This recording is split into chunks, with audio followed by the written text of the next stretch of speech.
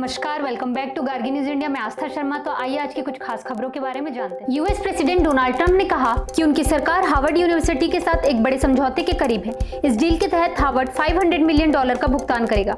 Trump ने बताया कि शिक्षा सचिव अंतिम विवरण को पूरा कर रहे हैं। इसका मतलब है अमेरिकी सरकार ने पहले चेतावनी दी थी कि अगर नीतियों पर सहमति नहीं बनी तो हार्वर्ड की संघीय फंडिंग रोक दी जाएगी।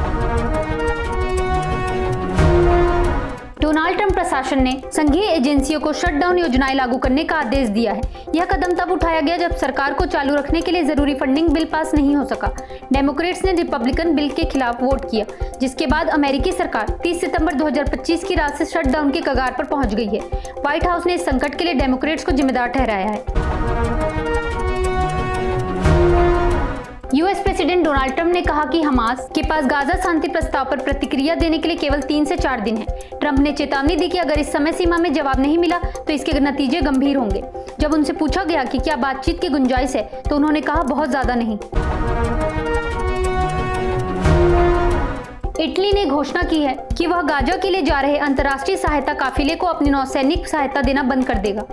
अब इटली का जहाज इस काफिले का पीछा नहीं करेगा, जिससे कार्यकर्ताओं को इजरायली कार्रवाई का सामना करना पड़ सकता है। फ्लोटिला प्रवक्ता ने कहा कि इजरायली हमले की आशंका आज रात जताई जा रही है। फिलीपींस के सेबू प्रांत में आए 6.9 तीव्रता के भूकंप में कम से कम 69 लोगों की मौत हो गई। इस शक्तिशाली भूकंप के कारण कई घर, नाइट क्लब और अन्य व्यावसायिक इमारतें ढह गई, जिनमें कई लोग मलबे के नीचे फंस गए। प्रभावित इलाकों में सबसे ज्यादा नुकसान बोगो और आसपास के ग्रामीण इलाकों में हुआ है। हमास ने कहा कि वह अमेरिकी राष्ट्रपति डोनाल्ड ट्रंप की गाजा युद्ध समाप्ति योजना का अध्ययन करने के बाद ही अपना जवाब देगा। वहीं इजराइल के विदेश मंत्री गिडोन सार ने पुष्टि की है कि उनका देश इस शांति प्रस्ताव को पहले ही स्वीकार कर चुका है और अब फैसला हमास को लेना है। यूएस प्रेसिडेंट डोनाल्ड ट्रंप ने एक बार फिर दावा किया कि उन्होंने भारत और पाकिस्तान के बीच एक बहुत बड़ा विवाद सुलझा लिया है।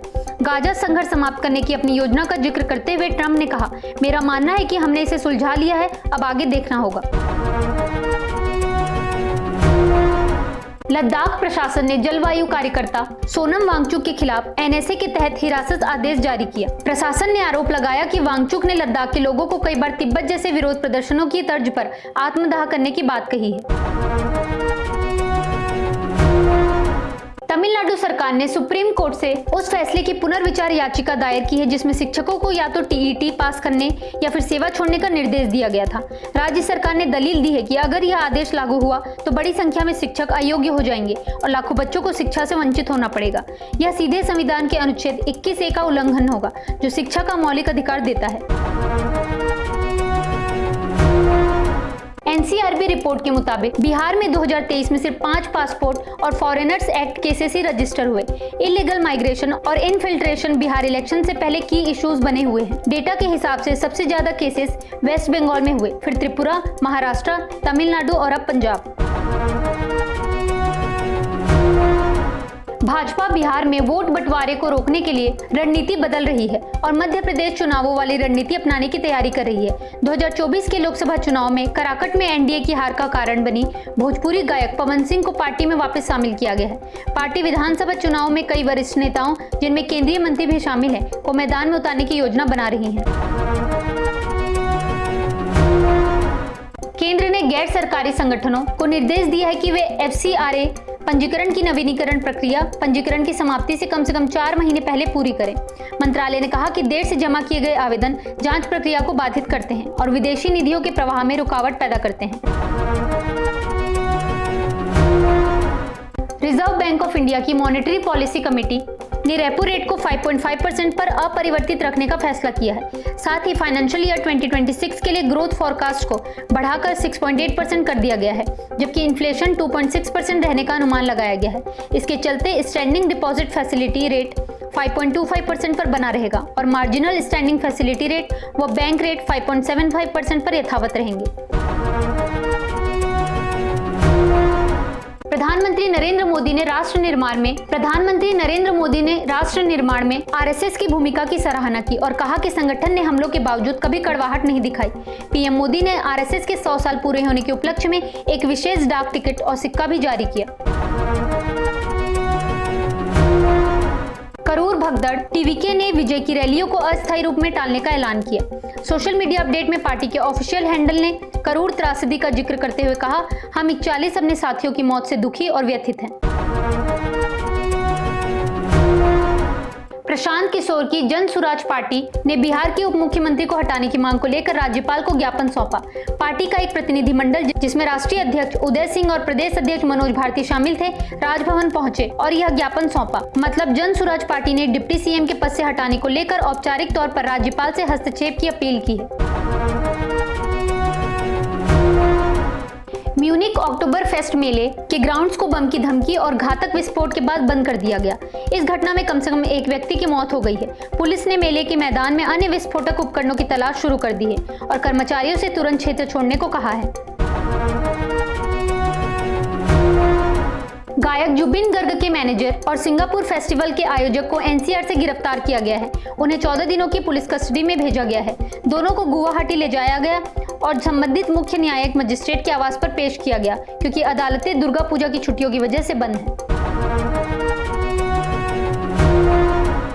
केंद्र सरकार ने महंगाई भत्ते यानी डीएनएस अलाउंस और महंगाई राहत डीएनएस रिलीफ में 3% की बढ़ोतरी की है। इस फैसले से करीब 1.18 करोड़ केंद्रीय कर्मचारी और पेंशनभोगी लाभान्वित होंगे।